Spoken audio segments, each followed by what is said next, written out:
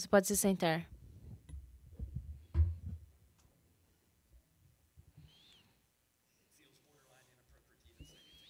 Parece que é um pouco inapropriado dizer qualquer coisa depois disso. Chegar na frente de Deus, o Santo Deus, e é exatamente aí que eu quero que a gente esteja como uma igreja. Também quero dizer Feliz Dia das Mães. Nós te amamos, mas vocês são ótimas. Tem várias de vocês aqui. Eu amo ver vocês cuidar das suas crianças, a sua atenção, o seu amor por eles. A gente só queria te honrar e te agradecer, te abençoar mesmo. Os homens dessa igreja só acham incrível o quanto é valioso uma mãe. E vocês arrasam. Senhor Jesus, eu oro pelas mães, eu oro por esse dia. Eu oro para que, se eles não sabem para onde seguir, para que, se elas estejam te procurando nessa manhã, que o Senhor realmente guarde elas, que o Senhor traga uma direção do topo. Para qualquer pessoa que hoje esteja sofrendo por ser Dia das Mães, que o Senhor traga conforto para a vida deles, que não importa a situação que seja, o Senhor toque o coração deles, que o Senhor seja elevado nesse nome agora, exaltado nesse nome agora. Em nome de Jesus, em nome de Jesus, que seja levantado nesse nome. Nós estamos no livro de 1 Pedro, se você tem a sua Bíblia. Se você é old school como eu e você tem a sua capa dura, você vai ver 3 João. Só continua indo e aí você vai ver a primeira Pedro. Pedro escreveu 2 cartas e nós falaremos sobre isso hoje no capítulo 1.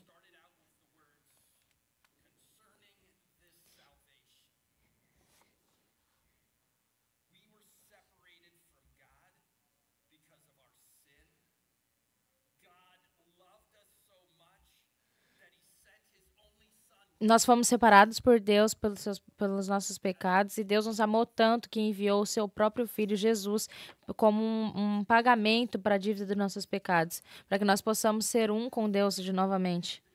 E na última semana nós tivemos a coisa mais legal aqui. A gente falou sobre a salvação. A gente falou assim, escuta os profetas bem antes de Jesus vir. Eles já estavam falando, tentando entender o que esse Jesus vai ser, quando que ele vai vir. Pregadores têm pregado isso por muito tempo. Até encantar aqui nessa manhã e levantar nossa adoração para Deus, por anos e milhares de anos as pessoas têm feito isso nesse livro, sobre esse livro de Pedro. E aí ele vai e fala que os anjos não podem ser salvos e que eles olham para baixo, eles veem o que está acontecendo e eles veem eu e você adorando para o santo Deus e eles olham para a gente sendo criados e sendo filhos de Deus através da cruz e eles estão lá em temor, olhando, admirados por isso. Eles pensam, uau, que doideira! E na semana passada, 38 pessoas saíram desses assentos e decidiram se batizar. E antes de que nós demonstrássemos a ressurreição de Jesus, eles já disseram: eu quero ser identificado como Jesus na minha vida. Se eu tiver uma oportunidade de falar com todos aqueles que estão sendo batizados, todas as vezes eu falo que quando você faz essa confissão ousada, o inimigo sempre vai tentar te desanimar, tentar te fazer parar. Mas isso é uma coisa ousada se fazer. E muitos de vocês colocaram as fotos na sua rede social. Isso é uma atitude ousada. Não, agora imagina isso. Se você considerar a semana passada, imagina o que o seu processo de pensamento seria se você tivesse realmente tomado um empurrão para isso. Não. Se as pessoas tivessem começado a te odiar e começado a te atacar porque você é um seguidor de Cristo. É isso que está acontecendo aqui nesse livro. Pedro está escrevendo isso em 86.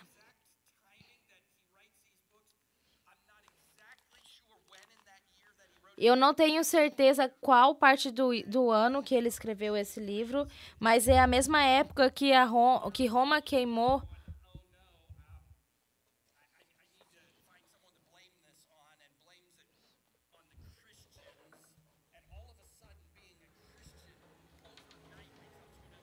E aí, do nada, virar um cristão, ser um cristão, começou a virar um crime, né, nessa região, nessa área. Então, ou você morria, ou você apenas se escondia. E Pedro, eu imagino que onde a gente vai começar hoje, ele vai dizer: portanto, estejam com a mente preparada, prontos para agir. Estejam alertas e coloquem toda esperança na graça que lhes será dado quando Jesus for revelado. Será que é possível que a perseguição só estava começando e talvez em algum momento eles encontravam aquilo ali, reconhecendo os sinais que estavam atrás dele e reconhecendo que todos eram seguidores? Sempre tem um empurrão para você voltar para trás. Que o mundo que não acredita tem falado. Estava falando com uma pessoa ontem e eles colocaram essas expectativas sobre Jesus e as pessoas falaram, tipo, bom para você. Não é sempre que as pessoas te ofendem porque você está fazendo o que é certo. Mas tem algumas vezes na história da história que os cristãos e o cristianismo se tornam o problema. E todo mundo se curva contra eles. E Pedro seria assassinado nos próximos anos. Paulo seria assassinado nos próximos anos. E antes disso acontecer, ele escreve esses livros. Preparem as suas mentes para agir. Estejam alertas e coloquem toda a esperança na graça que lhes será dada quando Jesus for revelado. Então, é uma daquelas coisas que a gente já fez aqui, quando a gente está colocando nós mesmos fora dos momentos comuns dessa semana. E, aliás, muito obrigada por estar aqui, muito obrigada por assistir esse culto online, porque eu acho que muitos de nós precisamos desse momento onde nós saímos do normal. Do mundo que a gente tem que viver e do mundo que a gente tem que ir todos os dias. Às vezes só coisas normais que a gente tem que fazer e às vezes a gente tá tão nisso, mas é por isso que eu tô te dizendo, resete a sua mente, coloque os seus olhos em Jesus Cristo, foque nas coisas do alto. Ele continua no versículo. Como filhos obedientes, não se deixem. Todos aqueles que querem seguir Jesus, se Jesus fez aquele que nós acreditamos em fazer, eu quero te seguir. Qualquer coisa que você fizer, você me criou, você me fez, você sabe o melhor para mim. Pô, eu tô junto. Se você me deu um guia para fazer, eu vou seguir esse guia. Então, Pedro fala, como um grupo de seguidores de Cristo, faça o jeito de Jesus de viver. Eu acho que toda vez que a gente escuta a palavra obediência, a gente fica, não me fale o que fazer. E eu acho que é porque, aparentemente, a gente redireciona as nossas filhas, os nossos filhos, para saber que eles estão bem e saber que tudo vai se tornar bem no final para eles. Como filhos obedientes de Jesus, não se deixem amoldar pelos maus desejos de outra hora, quando viviam pela ignorância. A palavra conformar é uma palavra schematic. É um padrão. Você está seguindo um padrão. Você tem um padrão para seguir a sua life. E você era ignorante sobre isso. Você achava que era o melhor jeito de viver, você aproveitava esse jeito de viver e você achava que isso funcionava. Isso estava indo na direção certa, mas na verdade isso estava indo em morte. Em Deuteronômio vai dizer, hoje eu invoco os céus e terra como testemunhas contra vocês, de que eu coloquei diante de vocês a vida e a morte, a bênção e a maldição. Agora, escolham a vida para que vocês e seus filhos vivam.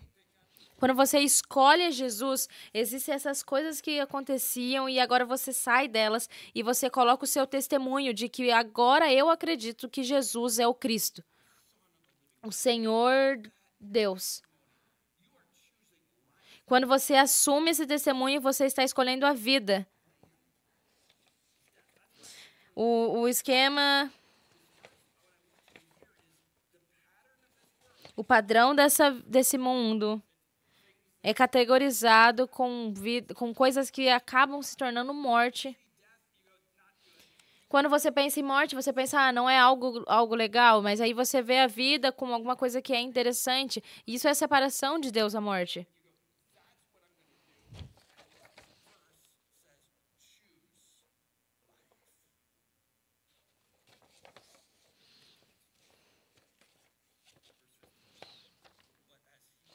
Mas como assim, com é santo?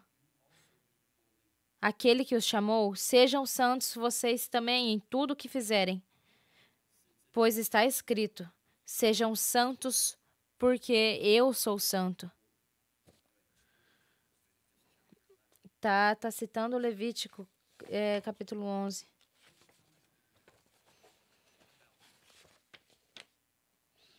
Eu fiz um comentário um momento atrás sobre como a sua vida ordinária, diária, sobre o comum no seu dia a dia.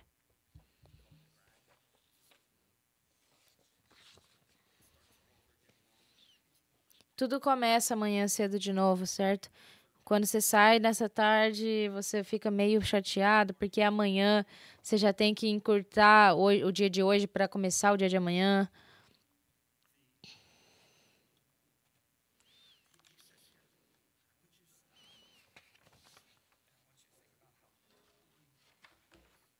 Eu quero que você pare e comece a se tocar o quanto o seu Deus é santo.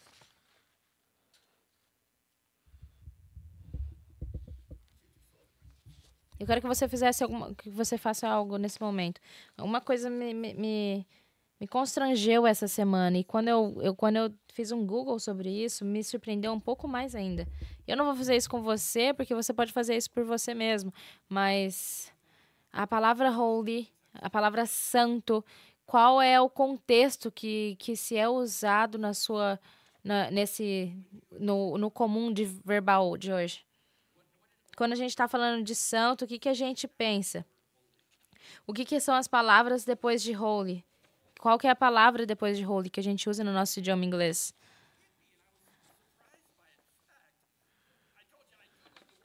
Eu pesquisei no Google e hoje eu pesquisei o significado das palavras. E o porquê que essas palavras se juntaram com a palavra holy na frente deles. E eu acredito que quando eles criaram a definição disso, choque, o susto e impressionante.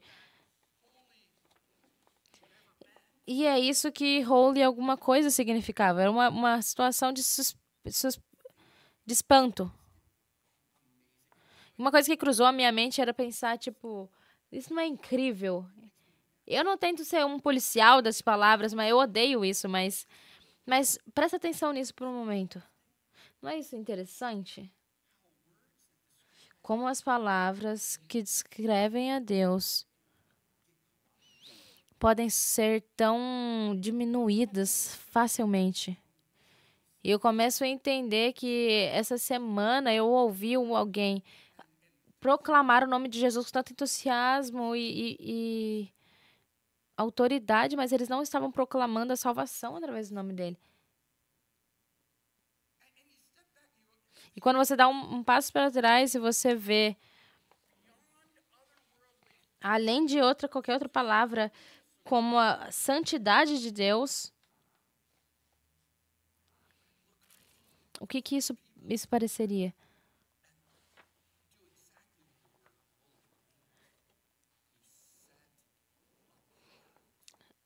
E fazer exatamente o que a palavra santo, holy, significa, ser separado. Deus é santo. E nós estamos falando que ele é separado. Eu quero que você seja santo, porque eu sou santo. É isso que Deus está falando. E 8 vezes na sua Bíblia, Deus vai falar isso. E o que ele está falando, que ele é santo, e agora você tem a oportunidade de viver uma vida separado, e é uma escolha que você tem a fazer. Eu li uma vida sobre isso. O seguidor de Jesus é chamado a viver uma vida examinada. Foi isso que eu escutei. É a minha vida é santa. 8 vezes o suficiente para falar a minha vida é separada como Deus quer que seja. Tem alguma coisa que indica que eu sou um seguidor de Cristo, de que eu tenho um relacionamento com Deus? Então imagina que Pedro está escrevendo para essas pessoas um pouco antes de ir para essa perseguição. Eu imagino o que ele está falando e qual é a chance de que nós vamos só tentar nos mesclar com isso e levar uma vida rasa. Sem mencionar a vida espiritual, sem levantar a mão e dizer que eu sou um cristão.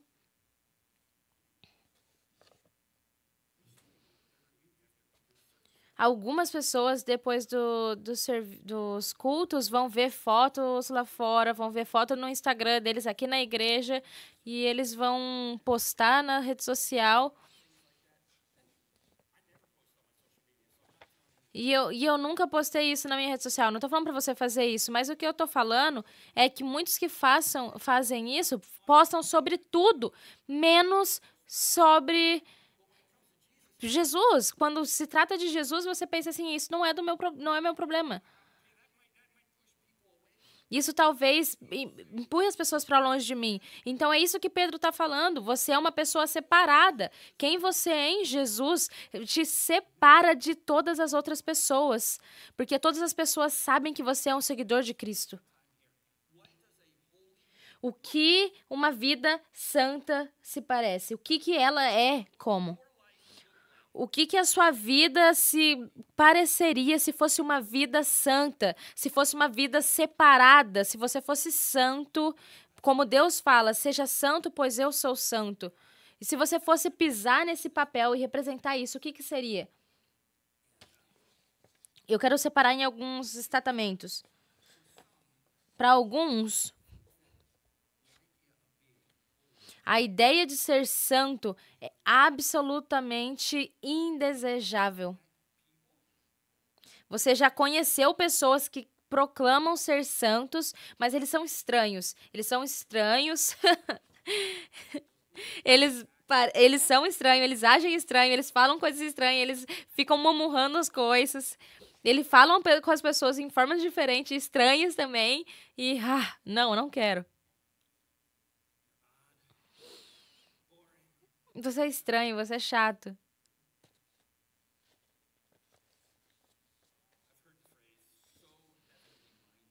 Tão celestial que você não é um bem terreno. Eu já escutei pessoas falando isso, eu não quero ser aquilo. Eu acho que é mentira. Tem muitas coisas que a gente repete de novo e de novo.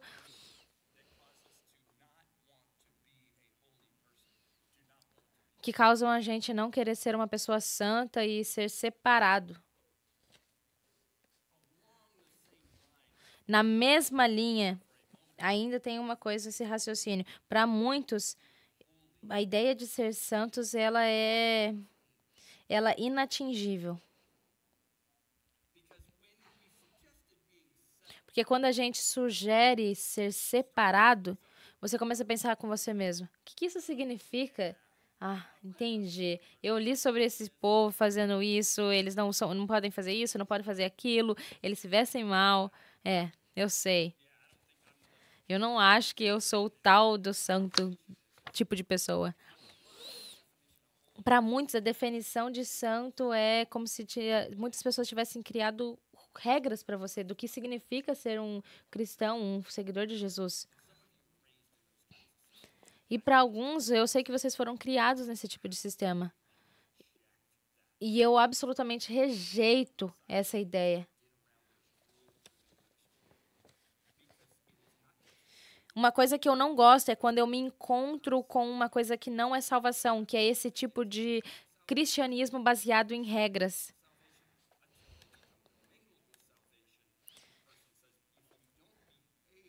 As pessoas começam a pensar que se você não se comportar, você não é salvo. E a questão é que eles começam a entender errado e eles começam a confundir as questões humanas que ele tem para como os fariseus.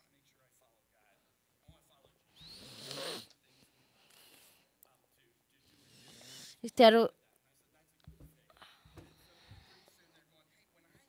Aí essas pessoas começam a falar assim, então, quando eu começo a fazer isso, eu não tô fazendo, não tô pecando, mas então eu tô seguindo a Jesus, e eles começam a adicionar coisas a isso, começam a adicionar vírgulas, começam a adicionar as coisas nisso, e aí eles entendem que eles devem colocar esse peso em todo mundo e como se essa fosse a forma que as pessoas têm que viver. E, inclusive, nós temos agora a oportunidade de entrar no Amish Country. E eu tava falando sobre essa vida separada. E se você colocar tipo, as regras sobre as pessoas, onde que isso vai acabar? E eu fiquei surpresa com essa Amish Girl.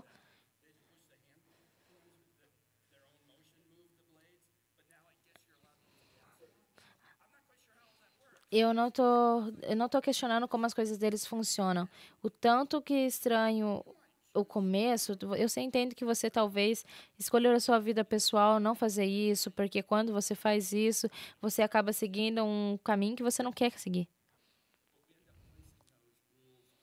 Mas a gente acaba colocando essas regras sobre outras pessoas e outra pessoa coloca essa regra em você sobre o que é ser santo e o que é sobre ser um bom cristão e esse é o que um bom cristão segue. E infelizmente o que isso acontece é o resultado de que muitos de nós diz não, muito obrigada, eu não quero ser uma parte disso. Inimaginável.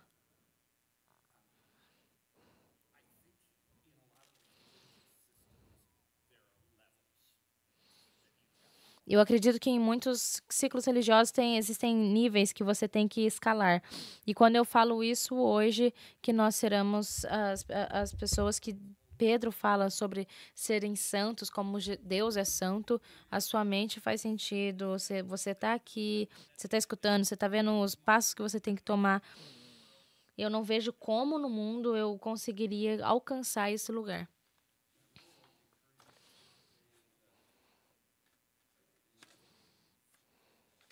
Eu queria que você colocasse esse nível de pensamento. Porque quando nós colocamos a nossa fé e confiança em Jesus, Ele nos faz certo com Cristo, com Deus. E não porque os nossos trabalhos, as nossas obras da carne fez a gente certo com Deus. Não são as coisas que fez isso. Porque as coisas que nós fizemos nos separou de Deus. Mas a coisa que Jesus fez nos traz próximos de Deus. A maior parte das vezes a gente pensa em santidade ou a gente pensa em como coisas são coisas de próximo nível. Eu sou salvo pela graça, coloco a minha fé somente em Cristo e eu concordo com você. Depois disso você pensa que é só trabalho, trabalho, trabalho, obra, obra. E aí o pessoal começa a falar assim o que você tem que fazer e aí começa a ficar exaustivo. Porque aí começa uma coisa que você não consegue entender, é inimaginável. Só Jesus salva. E quando ele te salvou pelo sangue dele naquela cruz, ele te fez correto e justo com Deus. Sabe aquela palavra santo? E as palavras que a gente coloca depois dessa palavra? E eu estava fascinado por essa definição que dizia. Era tipo uma palavra missa, sabe? Eu não lembro exatamente. Uma das palavras que tinha santo na frente deles era Santo dos Santos. É isso que chamou minha atenção. Tinha um lugar em antiga Israel que no tabernáculo que Jesus colocou e tinha esse lugar chamado Holy of Holies, Santo dos Santos, e onde o sumo sacerdote poderia entrar nesse lugar, porque ele saberia e ele entraria atrás do véu e ele entraria nesse Santo dos Santos e que se ele não estivesse preparado, se ele não tivesse o coração e a mente alinhada com Deus, ao entrar ele seria fulminado na presença de Deus. Então eles começaram a criar as coisas e colocar corda neles, porque se ele entrasse despreparado no Santo dos Santos e ele morresse e ele parasse de balançar os sinos dele, ele estava morto e as pessoas poderiam puxá-lo. E nesse Santo dos Santos, em Yom Kippur, uma vez por ano, era a vez que ele entrava. E ele fazia esse sacrifício pelo pecado do povo. Era como se ele estivesse pagando a dívida por esse sacrifício anual. Mas não era permanente, porque todo ano ele precisava fazer todas as vezes em uma vez no ano. E quando Jesus morreu naquela cruz, aquele véu se rasgou porque foi definitivo, foi uma vez. Então nós não precisamos mais ir atrás das nossas obras ou atrás de uma solução temporária, mas pelo fato de Jesus, somente Jesus fez por nós. Mais uma vez, essa palavra santo é uma coisa que precisa chamar a atenção. Nós precisamos ser uma pessoa que fala, eu quero colocar meus olhos na santidade de Deus. Ele me chama de santo, não. E agora eu tenho a oportunidade de viver como isso. E agora eu te pergunto, o que uma vida santa parece? E agora eu vou usar uma frase que eu tirei de um livro. A frase é: o ideal geral da vida espiritual. Eu consigo colocar a minha vida. O ideal geral da vida espiritual é aquele em que todas as partes necessárias do ser humano são efetivamente organizadas em torno de Deus e à medida de que são restauradas e sustentadas por Ele. Tudo é organizado ao redor de Deus.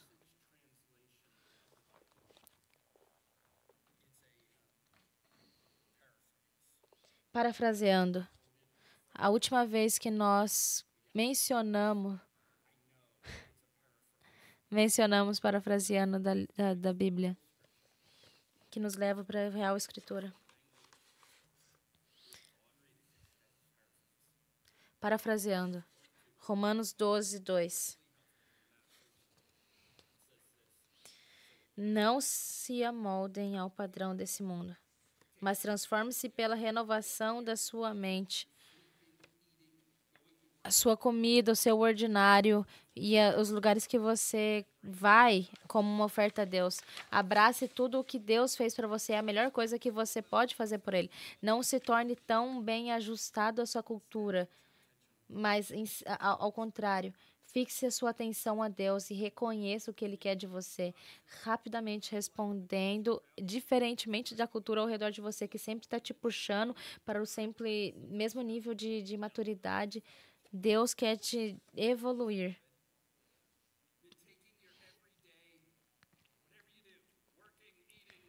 Ao contrário, pegue o seu todo dia, pegue a sua vida de todos os dias e entregue a Deus. Organize todas as suas coisas na sua vida ao redor de Deus. Se você pudesse hoje sair daqui e pensar assim, nossa, isso que significa viver uma vida santa, tudo é ao redor dele. Eu oro sobre isso. Eu espero que quando você sair daqui, você vai entender que essa oferta, toda a minha atenção vai ser nele, em todos os aspectos da minha vida. Isso é parte do que Deus está fazendo. Você tem que ver, tem que ir para o que o doutor está precisando amanhã. Você tem que entender que todos os aspectos da sua vida são parte de Deus. Então não existe uma divisão entre o comum e o sagrado, que é a forma que geralmente funciona na cultura mundana. Nós queremos te trazer aqui e focar em Deus, somente em Deus. E ele diz, seja santo porque eu sou santo. E ele fala, enquanto sobre a sua grande salvação de alma, nós precisamos pensar como nós vemos o comum. Que se a gente vê como uma filha de Deus, um filho de Deus, nós temos a opção de ver a santidade de Deus e viver nesse momento como um filho de Deus. Então, tá bom. Eu fui por algumas coisas bem rápidas aqui. Alguns versículos que pulando nessa semana, que falam sobre a palavra santo são... Isso daqui não é uma lista do que fazer, não é uma lista de afazeres para você. Se você está vendo isso errado. Mas eu vou trazer alguns conceitos do que a Bíblia fala da palavra santo. Mais uma vez, para você começar a pensar como eu posso colocar a minha vida ordinária e colocá-la em um lugar de tudo organizado ao redor de Deus. Uma das primeiras coisas que eu penso é. Então, eu quero que você pense sobre isso e ore sobre isso. Então, quando eu penso sobre isso, a primeira coisa que eu penso é o dinheiro.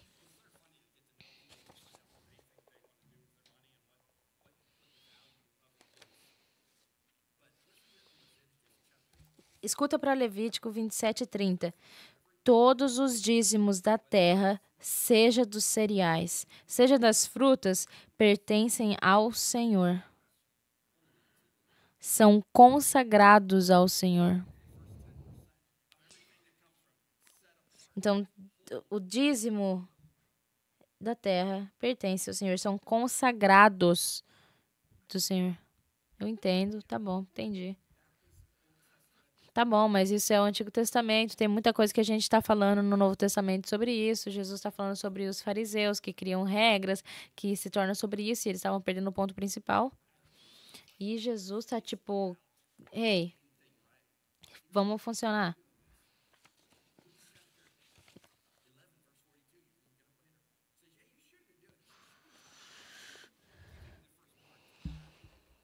Jesus está falando para os fariseus como eles deveriam estar separando a primeira parte e do que é de Deus, e sim, separar, organizar isso, organizar a vida ao redor do que realmente importa. Pegar a sua vida ordinária, organizar isso e ao redor de Cristo colocá-la. Outro exemplo, o dia de Sabate, Êxodos 28. Lembre-te do dia de sábado para santificá-lo. Um dia separado para Deus. Tirar um dia e falar, Deus me falou, eu posso ter uma pausa. Aliás, tirar um dia e falar assim, Deus sabia que eu não posso correr 7 dias por semana, 24 horas por dia. Ele precisa me separar para Ele. Mais uma vez, tem essa tendência de adicionar sobre esse tipo de coisa. De pensar que isso não é algo que foi feito para ser. Romanos 14, verso 5. Há, há quem considere um dia mais sagrado que o outro. Há quem considere iguais todos os dias. Cada um deve estar plenamente convicto em sua própria mente. Aquele que considera um dia como especial, para o Senhor assim o faz. Aquele que come carne, come para o Senhor.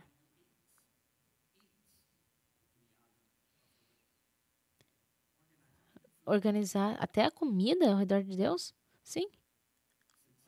Pois dá graças a Deus. E aquele que se abstém, para o Senhor se abstém. E dá graças a Deus. Pois nenhum de nós vive apenas para si, e nenhum de nós morre apenas para si. Porque se nós vivemos, vivemos para Deus. E se nós morrermos, morremos para o Senhor. Porque se a gente morrer ou viver, nós somos do Senhor. Então, se a gente mudar essa mentalidade, vocês estão entendendo o que está acontecendo aqui?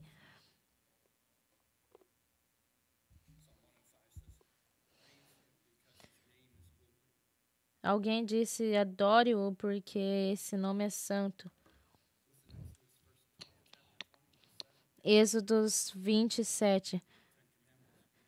Você não tomarás em vão o nome do Senhor, o teu Deus, pois o Senhor não te deixará impune quem tomar o seu nome em vão.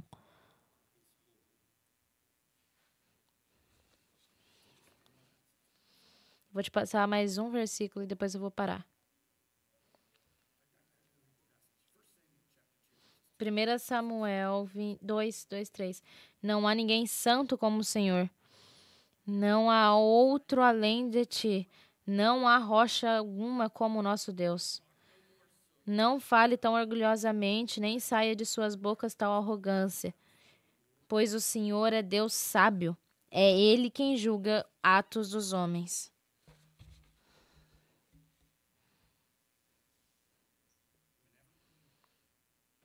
Em qualquer momento que a gente deduz que a gente pode fazer melhor, qualquer momento que a gente se dá conta que a gente pode fazer tudo por nós mesmos, em qualquer momento que a gente chega nessa mentalidade de que nós somos necessários e suficientes para nossas vidas, nós fazemos uma declaração de que eu sou Deus, de que eu estou em controle, de que eu sei mais. E quando eu leio essa mensagem, eu leio e penso, não há ninguém tão santo quanto Deus. Não tem nenhum que é separado como Ele. Não tem rocha como o nosso Deus. Então a gente precisa parar de tentar fazer isso tudo sobre a gente. Tem um Deus e Ele é santo.